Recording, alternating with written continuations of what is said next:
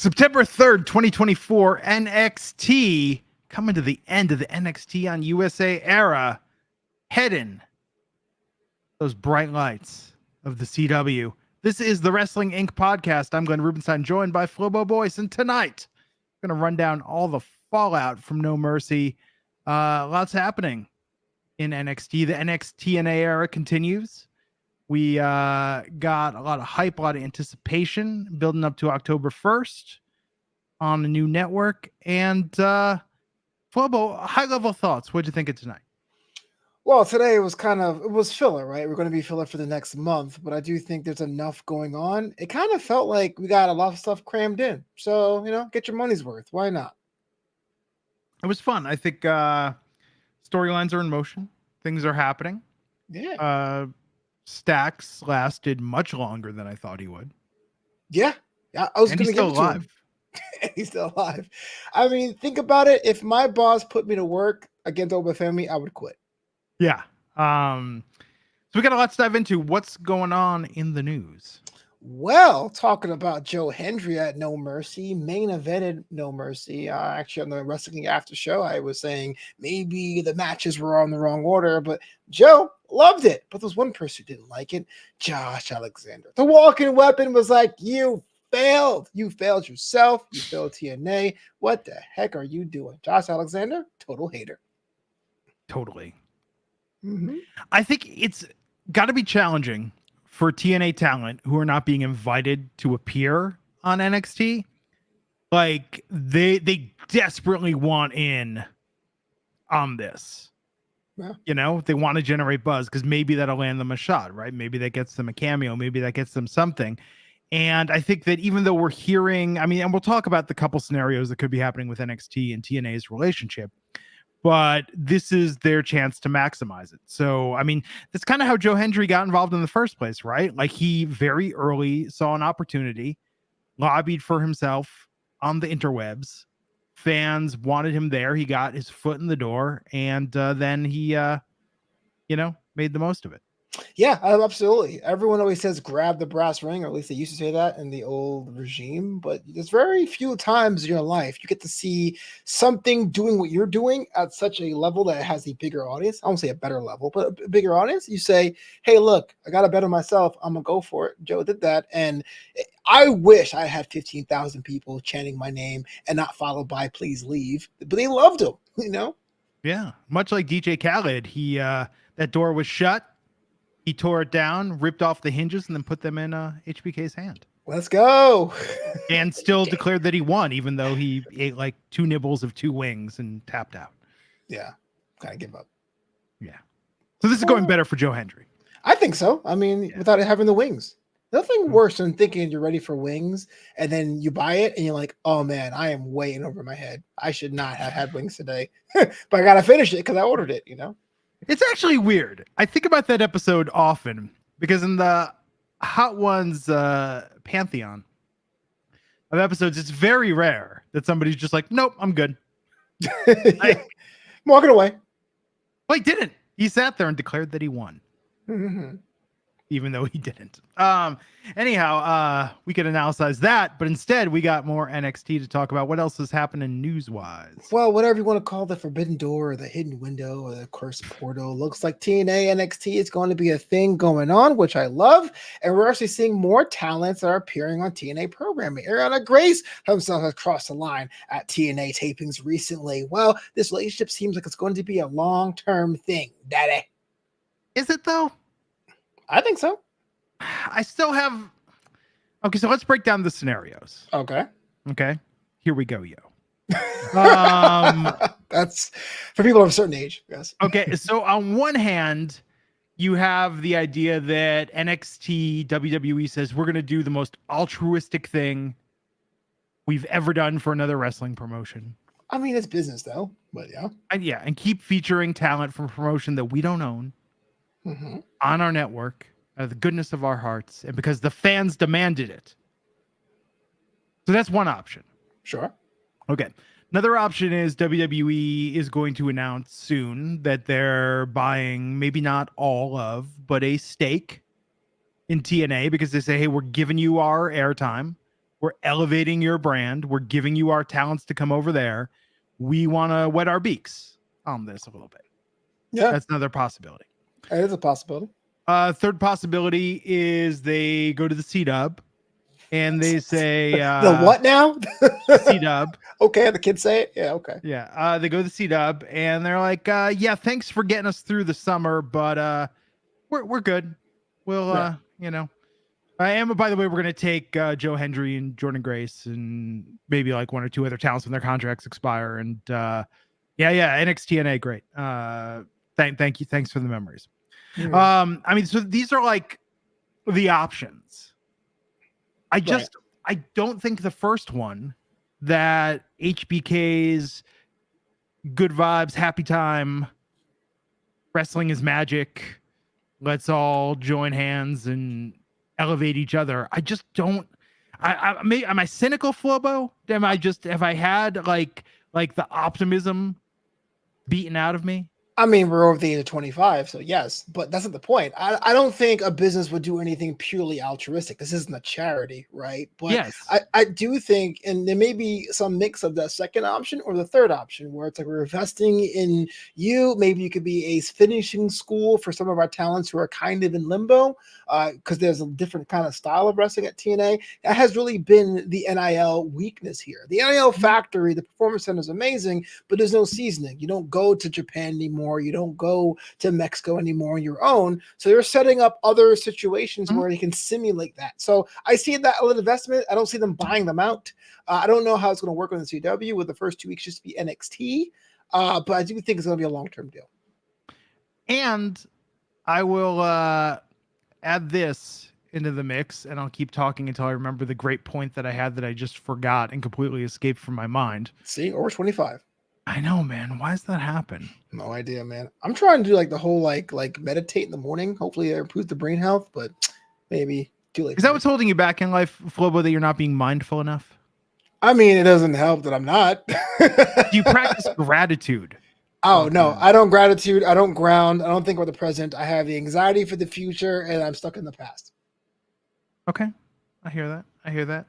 No, I think that it'll be. Oh, so what I was gonna say is, so with WWE, like they have like 2 house shows scheduled between here and the end of the year. Like house shows, not a thing so much going forward in the US. Right.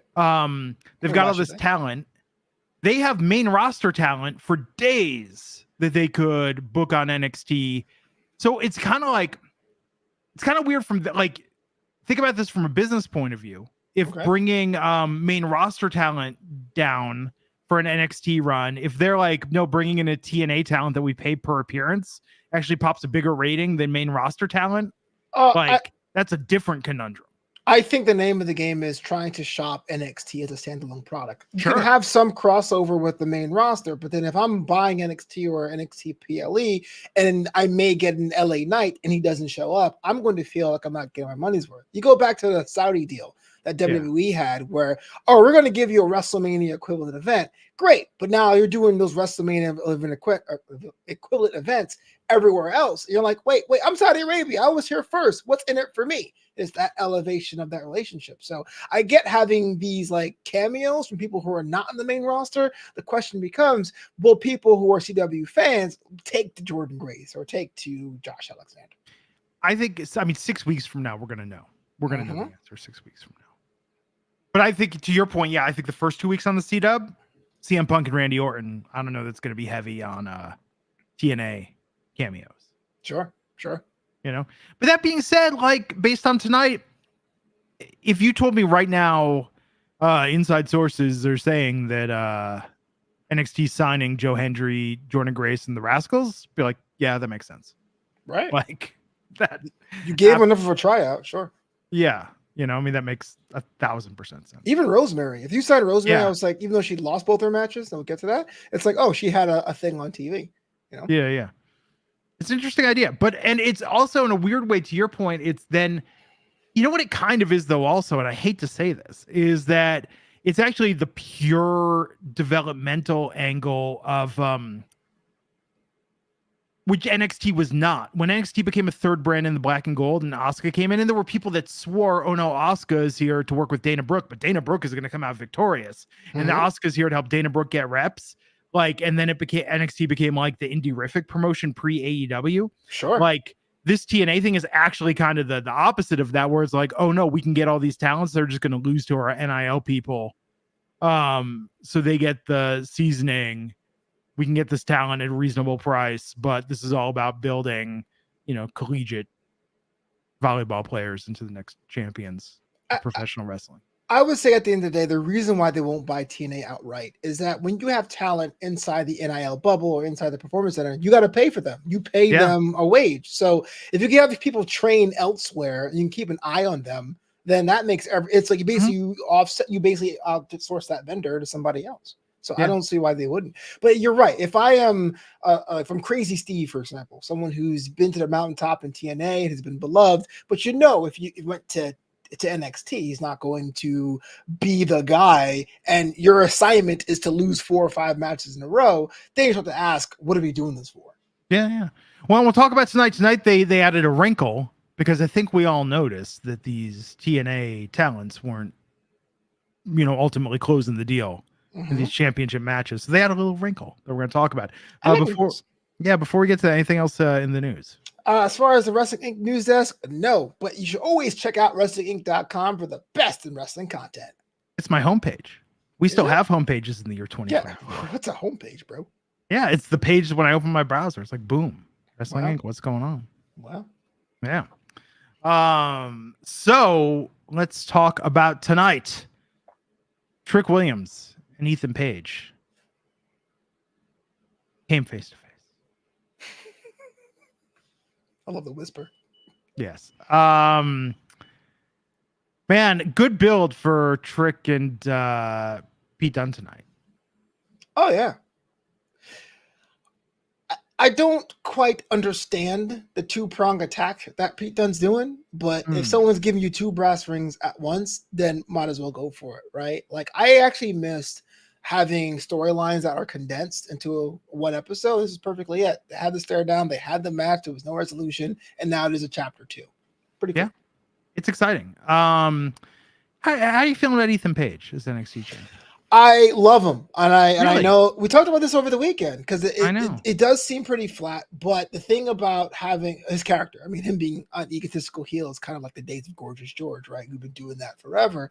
But we talked about the NXT title and where it felt like it was just a holding spot for the guy. Hey, Carmelo Hayes, he's getting called up. Give him the strap. Oh, Braun Breaker, he's the next guy. Give him the strap. Same with Ilya Dragunov. I like to have a character that can really be the grounding point where more colorful characters can be around him to challenge him. When Ethan Page wins, you're not going to go, yes, Ethan Page won. But at the same time, he's very, very marketable because he's a decent looking human. He has little gestures, has little theme songs, total package. Okay. I think it was good he made an appearance, but I don't know. Trick Williams feels still like the NXT champ. Says you. Trick Williams. Come on. He's a people's champ for sure. But the actual gold bearer? Wesley's not the people's champ anymore. I think Wesley has been the benefactor of NXT level propaganda for years. He was gone. He was out with injury for like 3 of those years. I'm not a hater. Yes, I am. But I mean the best North American champion of all time. Let's be real. Carmelo Hayes clears. Adam Cole clears. Finn Balor didn't get that. But Johnny Gargano clears. I'm just saying. People say he's not the best. Ricochet? It's kind of a short run. And did he have a feud with the guy we can't even talk about anymore? Oh, yeah. But that's what I'm saying. I think at the North American time, even Obafemi is a giant hoss of a man. So I put him like 4th or 5th, but NXT tells me he's the best of all time. Okay. I hear that. So we go from that confrontation backstage, Jada Parker getting into it with Jasmine Nix and Fatal Influence, setting up a match for the main event tonight. I have a question. I mean, they can't really help. Where's OTM? Like, what? Aren't they in a group with her? Like, they're not traveling together? They're not going to help her out? They're not even going to hype her up? Are they on vacation? Maybe Scripps is getting settled in a new city, and OTM, is helping to move in. Here's your box, dog. No, I wish they were around though, man. Like that would be a vignette that we should, we get, okay, let me just pitch something here to professional wrestling promotions everywhere. We get coming soon vignettes and we get introductory vignettes. I want exit vignettes. I want to know that Scripps is living on a farm somewhere. And it's like, and like, so in kayfabe that he's just taken his act and he moved to like a farm in Manitoba, Canada, and is tending to the land. And OTM helped him move in and set up his futon. Dude, I can imagine that. It's like, hey man, we're gonna let you go, but stick around for your exit vignette tonight. What? That would be so good. Oh, could you imagine if every time someone left, we had a kayfabe ending? I will not show up if that was me. So I would like, you know what? Film it around. Use my shadows. No, we need closure. But who's really asking what Scripps is doing? I want to know what Scripps is doing. Okay, one guy does then. Yeah, I want to know what Scripps is doing. I think, and he's going to be a vigilante in Manitoba at night, but by day farm. Wasn't he a criminal revolutionary though? Like, how's he a vigilante now? I thought he was kind of a vigilante though at the beginning. He was in the NXT thing doing the graffiti. It only rapscallions and hooligans do graffiti. No, you could be sort of a ne'er-do-well for the people. Oh man, Jack says that ne'er-do-well. I'm just putting it out there. I like this idea. I like it. Yeah, I like it. I think there's something to exit vignettes. I mean, it's probably kind of a dated reference, but if one person deserved to exit vignette, it'd be Muhammad Hassan, right? Like what happened after that match for Taker? That's the question I would have. Yeah, everybody gets an exit vignette. Now we get kayfabe closure. Kayfabe closure. That is a rock band if I ever saw one. That would be a good YouTube channel. If I had time, Flobo. Kayfabe closure, and let's talk about what happens to these talents once they're off WWE TV. That does like a dope name. I trademark it. Yeah, there you go. So we had a number one contenders match for the new tag team number one contenders. Hence number one contenders match. The Rascals versus Gallus versus Hank and Tank. And wouldn't you know it, there was some interference in this match. Oh man. Referees have no control over the fisticuffs. Javon attacking Gallus, the OC appearing and attacking Hank and Tank. I understand why the OC attacked, but that's just like, I can imagine like Doc and Carl Anich in the car, like, those guys beat us up 3 weeks ago. Let's get after them. Like, what? Why? Like, who cares? I don't know. It was just weird to me.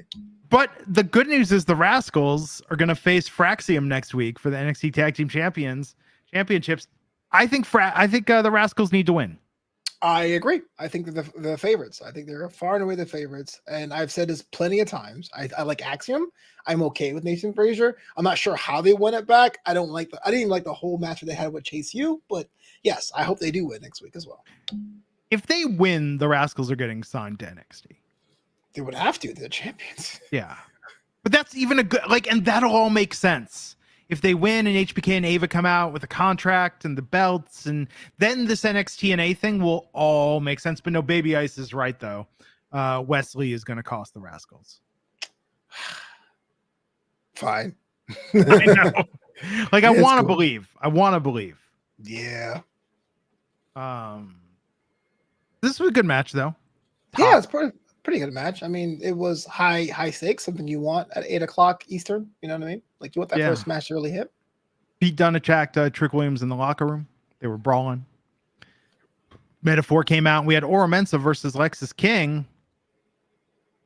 Lexis King getting the win. Yeah. Do you think they are keeping Lexis King at a simmer, and when they're on the CW, they're going to take that baby up to a boil? They would have to. I mean, I'm not going to sit here and lie to you and be like, oh, this guy needs to go to WrestleMania. Not even like main event, just go to WrestleMania. but like, it felt like he was on this run and it just kind of stopped. But they're keeping him around doing the most weirdest things like hating EDM. So we know who he is, but he's not doing anything. And no disrespect to Oro Mensa, but like he was so cold as well. I didn't expect him to win. So it did feel like kind of like, hey, remember these two guys for later, even though this match itself doesn't mean much. But that said, the match itself was great. It was. But how do you think Metaphor is doing lately? I as much as I never understood why Noam hung out with the other three, he is the heart and soul. Hello, hello, hello, hear me now. Like that to me is what made Metaphor quirky and fun and cool. In wrestling is great in that we have so many baddie options that Last Legend and Jakara Jackson, as talented as they are, seem kind of like an also ran. And Oro Mensa, I just told you a second ago, I didn't believe he could beat Lexus King, a guy who's never been on TV. They need Noam Dar though, and I don't understand. I know he's out for a while with an injury, but why can't he get Enzo's old rascal scooter and just I don't know where the injury is. You know what I mean? If he has to be shipped back home to Scotland, then he's over there. I don't know. Even when they had him have the nervous breakdown and they were Weekend at Bernie's him, like that was pretty entertaining. They tried the cell phone thing once, like I'm rooting for you guys, and that was pretty much it. But Lexus King getting that win. My way, my life. That sliding throne's going to slap us into the liver, man. Yeah, I agree. Mensa chased him out. Verbal exchange between Obafemi and the family backstage, and Tony D was like, Stacks, you're facing Oba tonight. I know he's the underboss, but if you got your butt kicked, what chance does your boy have? It's like, no way to talk to Adriana Riz like that way. Hey, you, fight him. I know. It was funny, though. Yeah.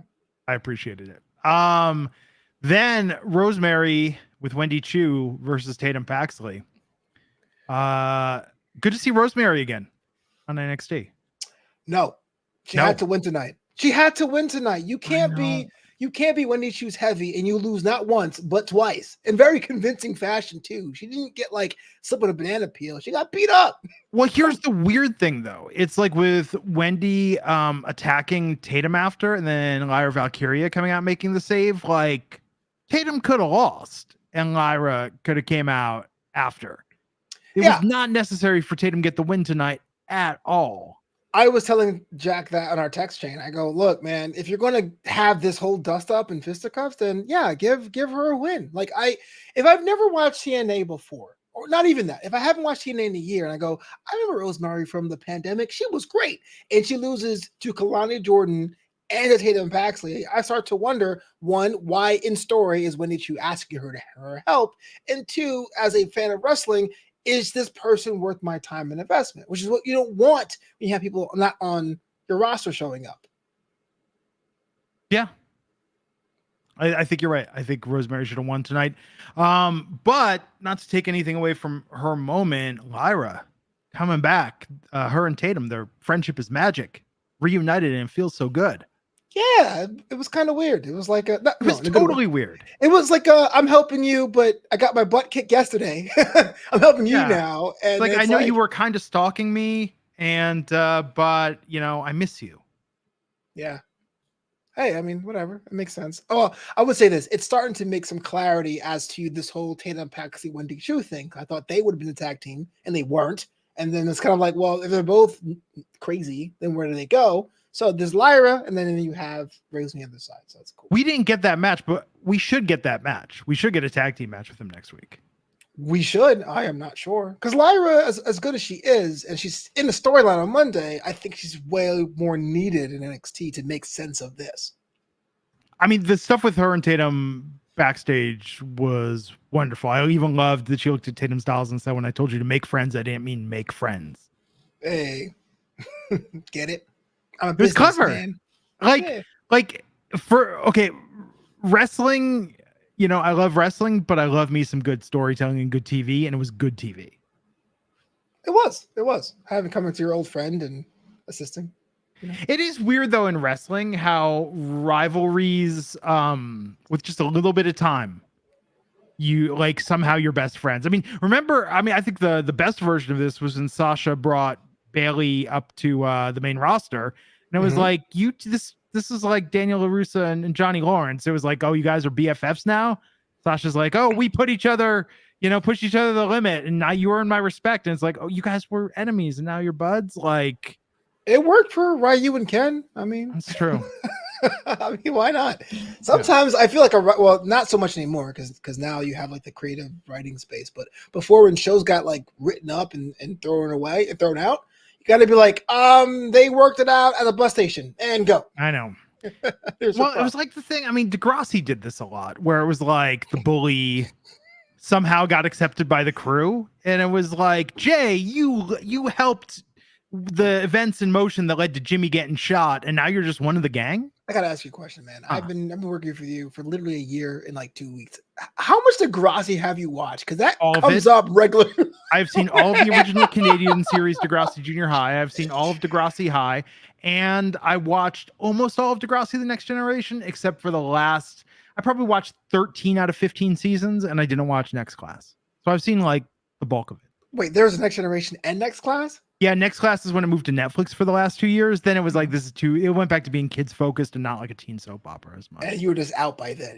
I was just out by then. Wow. Okay. But because people kept graduating. So when Drake left, when the people after Drake left, I was like, I don't know any of these kids anymore. You're like, to hell with this, graduating out of school. Yeah, but it was tough to get invested in new characters. NXT kind of has the same problem sometimes because you're constantly bringing in new people. And the thing about NXT is to love NXT is to be open to having your heart broken, because you're going to fall in love with these talents that are going to go to the main roster and be booked terribly and not be on Tuesdays anymore. Yeah, I think that's kind of the fun thing. And that's why I love Level Up, because you're like, these are the guys or gals who are going to go to NXT for 2 years. But yeah.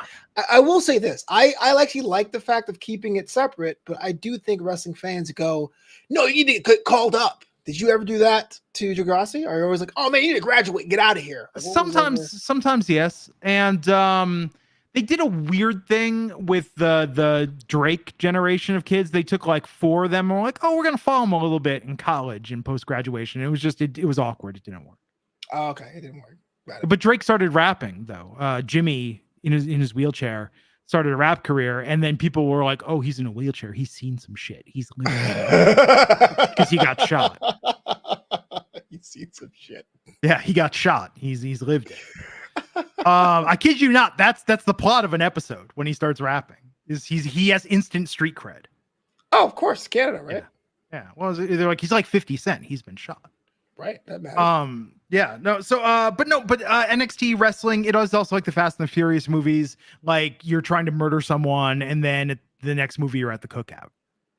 See, that ticks me off because like they literally murdered people of your family, and you're like, you helped us out that one time. What a corona! You're like, no, wait, hold on. Hey, Dom. Well, Lyra and Tatum, BFFs again. It's coronas. That's what they have. Shout out to Jack Farmer in the chat room. Jack Farmer. And reminding everyone, if you dig this show, hit that like button. Hit that subscribe button. Click that bell notification. And please, if you have a friend that likes NXT, please share this with them. Flobo, the other night, Sunday night, our coverage of No Mercy, look at the number that popped. Like, I love when I'm reminded that there's a passionate audience for NXT. We are one of the few podcasts that covers NXT. I know you do another little one, but that's in You mean Draped in Gold? I mean draped in gold. But if you're an NXT fan, like, please show your support. I think it's important to let Wrestling Inc. and the people know that we are NXT. But the coverage rolls on. We actually have more coverage this weekend. AEW All Out. This guy in the chat, Jack Farmer, gets the call, and he's going to be in the booth with the returning Emily May to break down All Out out of Chicago. So that's always something. Yeah. Well, Trick Williams versus Pete Dunne. Double count out. No winner. They did a table spot and nobody cleared the table first, Flobo. It's hardcore, man. It is. LCD monitors flying everywhere. This is kind of, it's not the same, but it reminds me when Solo Sikoa threw Boa through a table. It didn't clear anything, and Boa was out for like a year. I was like, wow. And A was making them fight next week. That's crazy. It's a good match, by the way. Yeah, I agree. I enjoyed this a lot, but yeah, I think these guys going to Last Man Standing makes a lot more sense. I guess, but you know what it is? Yes, it makes sense. They need to run it back. Correct. But I'm not sure what Pete Dunne wants, right? He's beating up Sheamus because Sheamus left. He's beating up Trick because he wants the title. Is his grand plan to bring the NXT title to Raw? Obviously, that's not the case, but I wonder what's going through his mind to have 2 different fights on 2 different nights with 2 different opponents. Yeah, it's I think Pete Dunne's motivation is he was stuck with that cap and the name Butch for so long that he's just angry and wants to see the world burn. Yeah, for sure. Get that. I mean, do you need more than that? No. This match was really good though. And when this didn't main event though, I was kind of like, oh yeah, there's going to be some funny business. Yeah, you got it. It was good. So to be continued on this one. So I got a question though about double countouts. Not many times are double countouts satisfying, but never.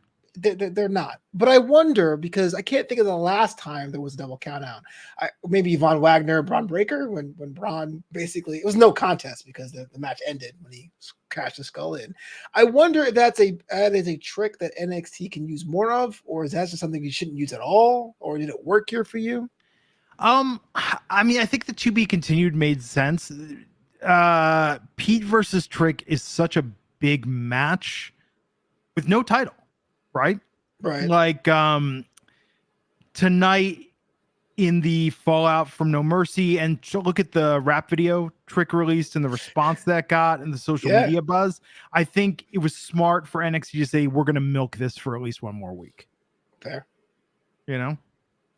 Alicia's right. It made sense. No, I'm not knocking the fact that it made sense. What I'm saying is, like, we haven't seen it often in NXT. Is that something you would like to see more of? Or have we like evolved as a fan base to be like, double count out? I understand. Let's bring it back. Or it was like the 90s and the Attitude Era where that would just be a riot-inducing thing where it was like, forget it.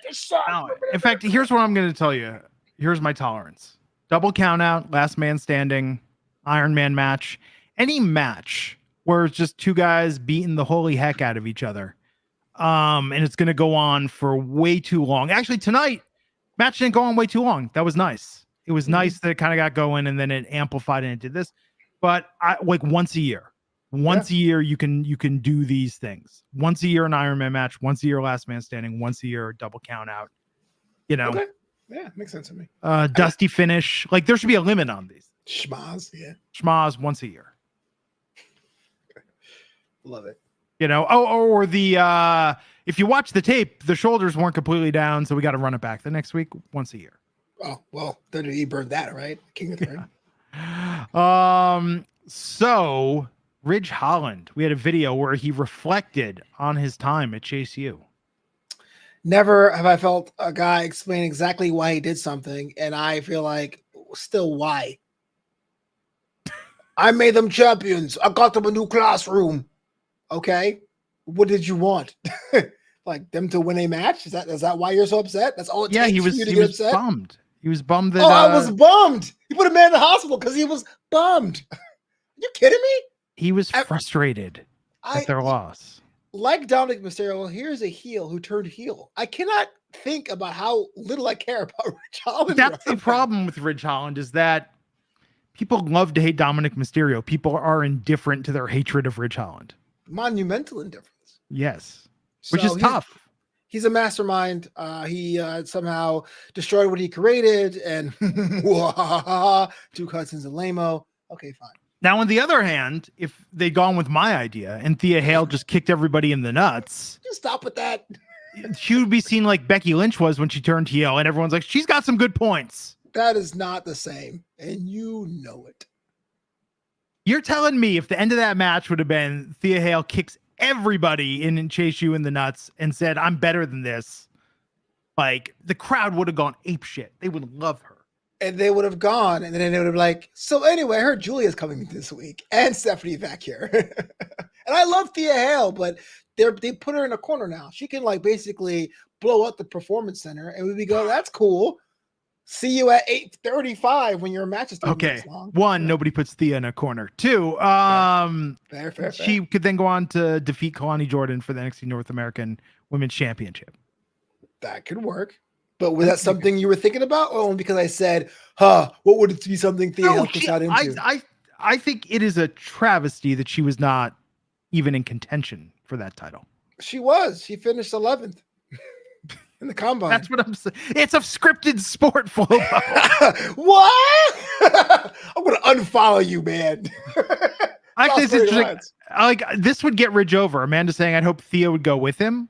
If Thea aligned with Ridge, that's how you get Ridge over. But I don't want that because I think it won't be Thea making Ridge better. It will be Ridge making Thea worse. You can't. Well, put it this way: it could be a dropped angle, but you can't have a guy show up and literally say, "Thea, you're a mommy of my daughter," and then have her be his valet. That's gross. That is just patooey. No, well, no, it would be like Big Daddy and Hit Girl in Kick-Ass. Okay, that was actually a dope movie. There was actually dismemberments. This will not work on Tuesday night. Okay, I'm just spitballing, Flobo. I'm just spitballing. Rich Holland cannot be with Thea Hale. Not be with. Cannot be valeted or managed by Thea I agree. Thea on her own. Thea is the breaking star of Chase U, and you can't convince she was 18 months ago. No, I know. They really fumbled this. I'm sorry. I'm crabby, as Jack would say. I'm crabby. No, I agree. I think if I think back on the last 18 months of NXT, I think Thea Hale is the biggest missed opportunity. Yeah. In terms of someone they devoted so much TV time to, and we never got a satisfactory payoff. You'll notice on the show, all the shows, I very hesitate putting a star tag on someone because I've been burned so much as a youth growing up. I thought Mason Ryan was the guy, Ted DiBiase Jr. was the guy, but I saw Thea Hale. I'm like, at 19, this could be the prodigy before the prodigy. It just hasn't been the case. So.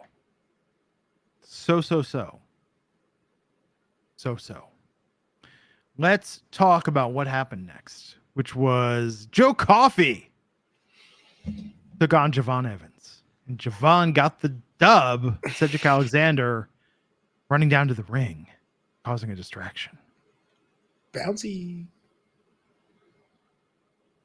It was good. Yeah. Why does everyone hate Gallus? What do they do? Just a couple guys going out for drinks, having a good time.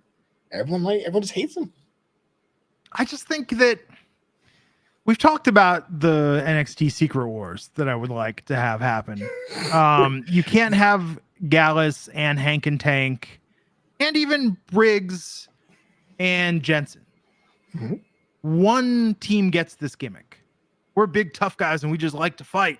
There's too many. Whoa! That is different, man. Briggs and Jensen are separate.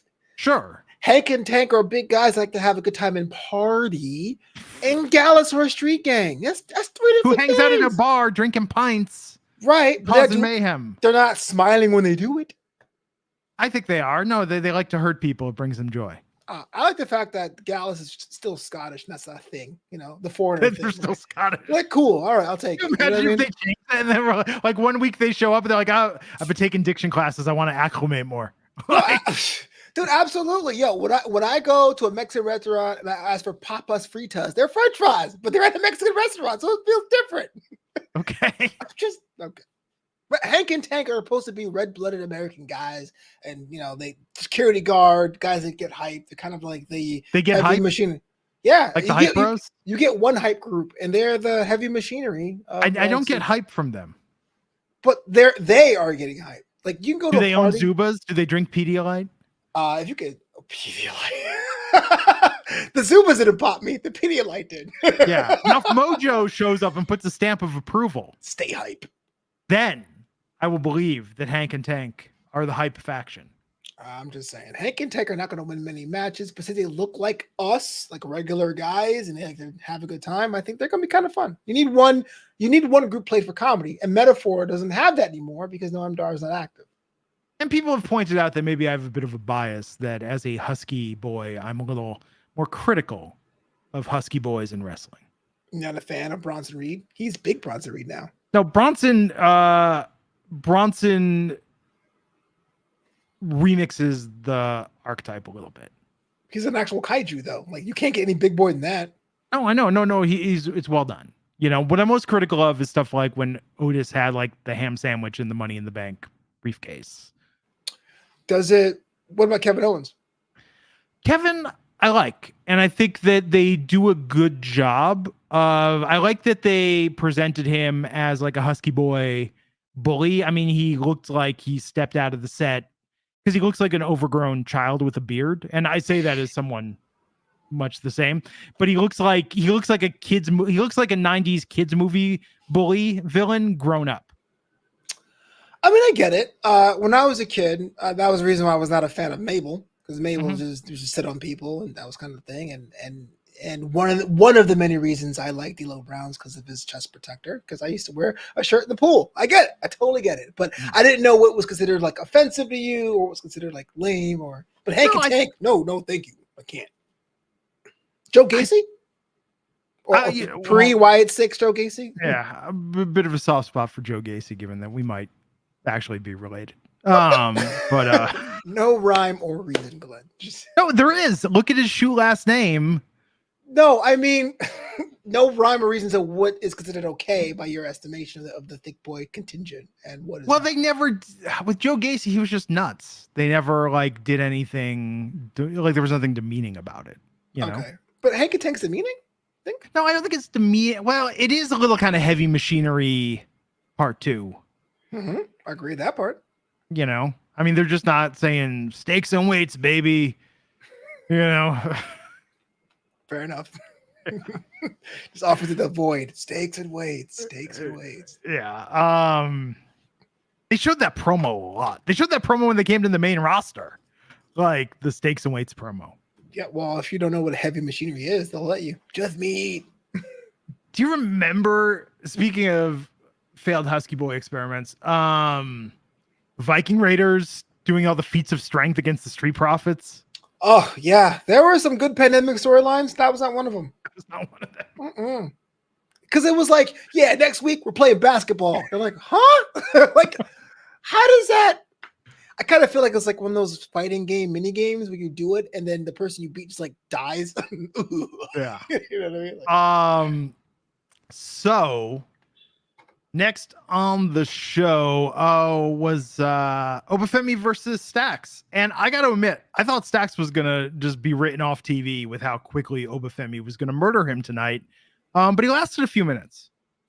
Yeah, it didn't look like he was in control, which was to be expected. He was not in control, not at all. Almost no offense. But I will say he hung around longer than I thought he would. Is that supposed to make him seem strong, even defeat? Or is tired?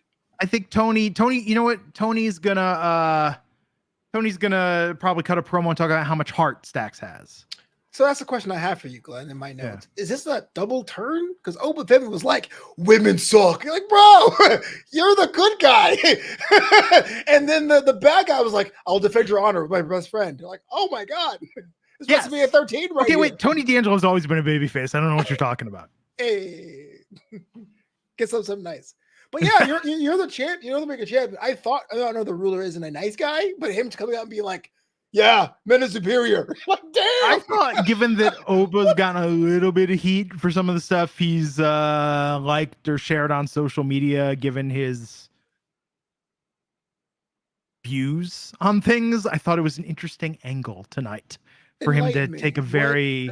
I don't want to get into it all. I just remember you look online. Look, here's the thing about the day and age we live in is we all know way too much about everybody.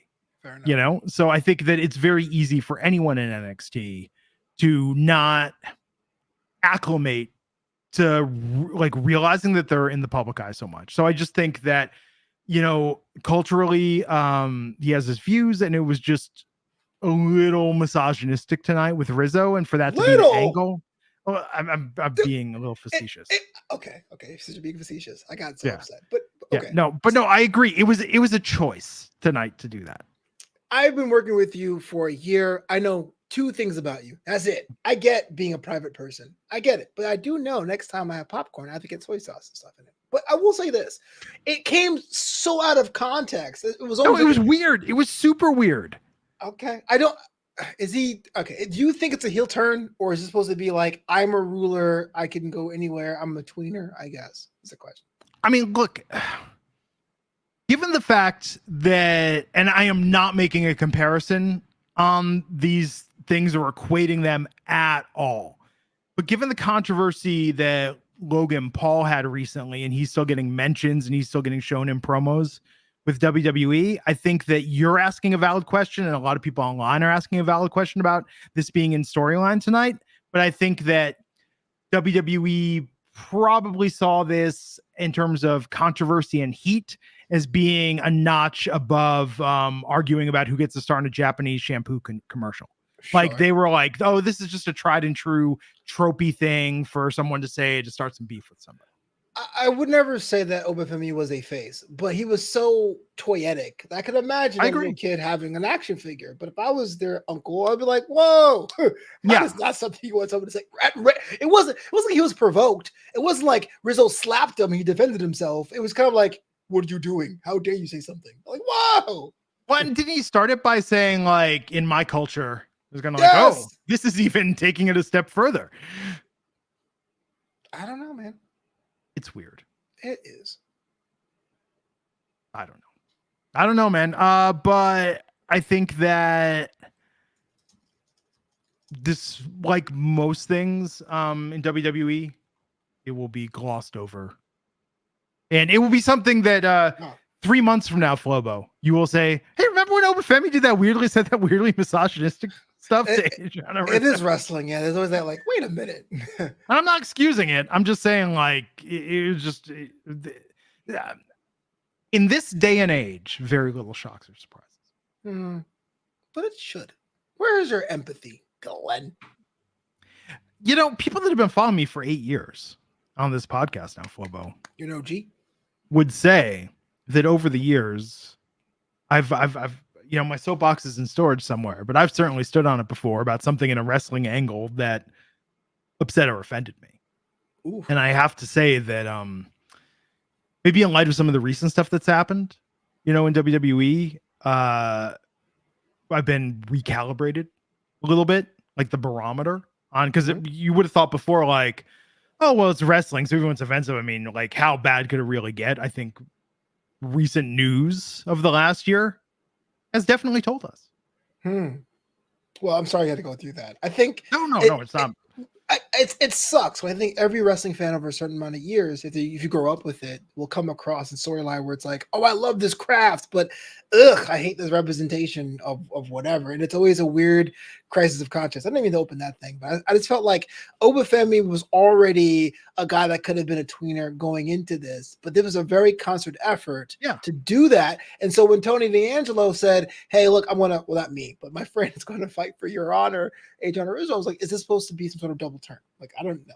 It was weird. And I think that at the time when I was watching, I was like, that's not cool and odd. And now as we think about it, I'm like, I don't know. Let's see what happens. Let's see what the fallout is from that. Yeah.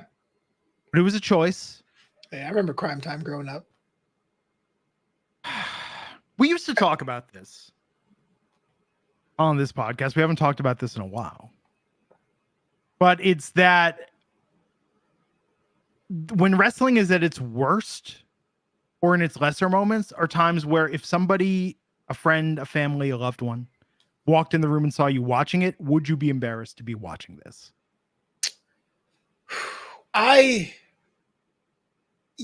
I wouldn't say embarrassed, but yes, I would feel the need to be compelled to like over-explain everything to make me seem like I was to be like, I'm not endorsing this. No, I don't like dog food. It's that because he's the big dog, and so Baron Corbin came with dog food, and that's why he put dog. It's like I would try to like. But we should bring that back. We should start because, but no. To your point tonight, this was one of those moments where it was like, oh yeah, like, please nobody walk in on me during this.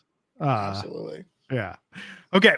So, Stacks survived. Obafemi, face, heel, tweener.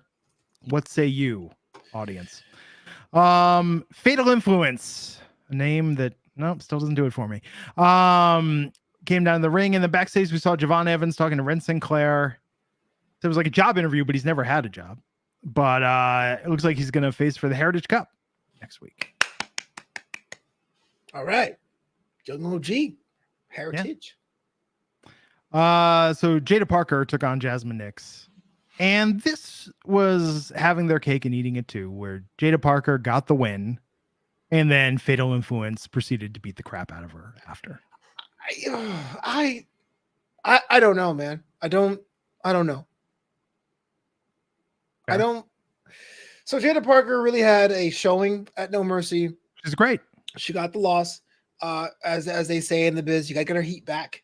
Jasmine Nix obviously was outclassed and outmatched in story, and Jada gets to win. Okay, great. OTM still on vacation. Doesn't help Jada. She gets beat down to dust. But still, do you believe Fatal Influence's thing is going after the NIL talents? I asked you this because on Saturday I was confused about what's an NIL and what isn't. Jada is. She's a soccer player. But this performance last weekend proves she arrived past being an NIL rookie. So I don't consider her a rookie anymore. I ask, why does Fatal Influence care besides them slacking their jaws at the beginning of the show? So it just felt like a weird segment. Does Fatal Influence feel any stronger by doing this? Does Jada Parker feel any stronger by being beat up by them? I don't know. They're asserting their dominance. And as we saw, JC a little like projecting some insecurity about Julia's arrival in NXT. I believe she called her the new her. Yeah, but that's what I'm saying. I don't think Jada proved Sunday. She is not great. She's not a rookie. So if I'm Fatal Influence, then why don't you go back to beat up, like, I don't know what's her name, Carly Bright or Kendall Gray if that's your bag. Here's the thing. I like JC a lot. I think JCU was a great angle, great storyline. She proved herself. It's funny, for all the investment they put into getting Gigi Dolan over, like JC in the breakup of Toxic Attraction, I think JC actually fared far better. And I think a lot of people, including myself, will admit we will eat our words as to who was going to be the breakout star of that breakup. And I think that Fallon was great with Brooks and Dunn. She on her own did wonderful. The ladder match, I think the Cruella de Vil cow print coat is on point. I think she can wrestle. I think her stuff with Tiffany Stratton, her last face arc was great on the farm. I think Fatal Influence, don't love the name. I think to your point, they say a good villain. We talked about this Sunday. A good villain is one whose motivation the audience can empathize with or can understand. And I think that they have been scripted to be given half a mission statement that, to your point, under scrutiny and execution doesn't quite hold up. If 1 week it was like, hey, Carly Bright and Izzy Dame and all these other NIL signees are scheduled for matches, and we go backstage and they're just all laid out. Yeah. And why? Because Fatal Influence just beat them all up. That's a storyline. That makes sense to me. It is. If Ashanti's on a date and those girls get beat up, that's a storyline. Yes. But Jada, I think, proved she deserves to be there time and again. Yeah, I don't think she's a rookie anymore. I don't. No. And where's OTM? She got her ass kicked. I know. What are these guys doing? They're helping Script move into the farm on Manitoba. This is I understand Jada is like the leader now of OTM, and OTM's kind of been pushed aside, but at least be like, oh dang girl, you want some help? Something. Like, I don't know. No, I agree. It's a little ponderous. It is ponderous. It is ponderous. Jordan Grace is going to defend the TNA Knockouts title next week on NXT with an open challenge. Flobo, who is going to answer the call? Who? Well, there's only one person who's going to show up. I don't know. I mean, I think Jordan's going to retain. That's my prediction. But there's no one else I can think of that will be a surprise, a return. Cora Jade, maybe, if she's healthy. Oh, there you go. Randy says that. Yep. Jade. But they're not going to have Cora lose. But you need someone for that. Oh, she's here, kind of thing. And that's not the main roster. Wouldn't work unless you wanted to do that. Charlotte Flair, kind of funny. But yeah, you need someone who's been injured, has been away, that people know to get that. Oh wow, or else it'd be kind of lame. I could see it being Sol Ruka. The match would be great, but if Sol Ruka comes out, you're like, oh, this is the first TNA Knockouts title defense on NXT, and it's Sol Ruka. Okay. Not bad. Not great. Not Chelsea. Not Mia Chelsea Yim. Green? Mia Yim. What brand is she on anyway? Just floating around. People's brand. The People's brand. Everybody loves Mia Yim. Or Michin. I still can't. Always Mia Yim to me. But that'll be exciting next week. I think that's going to be a fun NXT TNA moment. Oh, Jordan Grace versus Piper. Even that would slap. That would be good. But yeah, man, I think Peak Piper was in NXT UK, but if she brought some of that down, that'd be great. Oh, Cash the Castle. That was kind of cool too. Yeah. Give it up. So the main event segment tonight, we had Roxanne Perez putting herself over. She's smashing Asuka, Io Sky's, everybody's record in NXT. Loved it. She put Jada over a little bit, which is nice. And then while we thought Julia was going to come out, Chelsea Green came out and thinks she should be the next challenger. But then Julia came out, smacked Chelsea, and said to Roxanne, CW. Yeah. I lived long enough that CW could be used as a hype point. That's where shows are going to die. It was great. You got the swerve from Chelsea. Chelsea took the hit, so she gets the fall of that banana peel to be the Dolph Ziggler of that brand. Julia looks strong. Julia Roxanne. If I don't know who Julia is, if I'm a new fan, I have time to go research and see her in action. I think structurally hit all the marks. But I will say this. As someone who's been critical of the heel run of Roxanne, I think this is one of her better promos. I actually believed what she said. She has grown into being a dominant, not just credible, a dominant NXT champion. See, I always disagree about that. I'm just saying tonight she was great. I'm not on board the Roxanne Perez train, but this promo was great. Okay. It was good. I thought this was a good episode. I think they did some business to set up next week. I like that they're setting up the CW, but they're telling us that we're going to have some fun surprises. Like it's going to be a fun journey for the next few weeks. Yeah. You know what would be? That's a good question. That'd be a good return. Yeah, I almost want to say it has been mysteriously silent with Shotzi lately. Mm-hmm. I've been following her on Instagram because she has like all these Disneyland tips. And I was like, oh, okay, like somebody called totally. Yeah. The fast pass is over there. Interesting. Mm-hmm. Yeah, that'd be a good one. I think Shotzi would be very fun to see her versus Jordan next week if Shotzi is cleared. But the thing that I like about this is they're gonna be hyping up the CW, but not at the expense of giving us a few great weeks of programming before they leave USA. So they're already promoting it a month from now. I guess you're going to treat it as if it's like a spring break-in or kind of thing. I wonder if there's enough juice to fill the next 4 weeks, or else we're going to have filler episodes where it's just vignettes after vignettes, you know? Yeah. Exit vignettes for talents that have left. Where are they now? That would be amazing if they just did some vignettes of talent that was released like a year ago. They could even bring in some talent. Doesn't like Drake Maverick work for the company? Like we could get, we could get like some fun. Where are they now? Talent kayfabe. That's so sad though. Like imagine if you're like Noe Jose and he's like working at Enterprise, running a car or something. I know Conan Reeves is a stuntman at Universal, so that's like cool for him. But I'd be kind of weird to be like, no, kayfabe, not real. So, but what I'm saying is, if you're not fighting for a living, what are you doing then? Cameron Grimes struck it rich on Bitcoin because it went back up. Oh, talking about fumbles, man. I know. And the best part about the pandemic. Love Cameron Grimes. Oh, by the way, I have this in my notes. How do you feel about the change of personnel there, right? Getting Blake working as a reporter because it looks like Kelly Kincaid is on maternity leave. Okay. All right, there you have it. This is the NXT. What's up with Stevie and Mr. Stone? They are competing to be assistant general managers. But were they on TV tonight? I don't feel like I saw them. Did I blink and miss it? Stevie was. Okay. Stevie definitely was.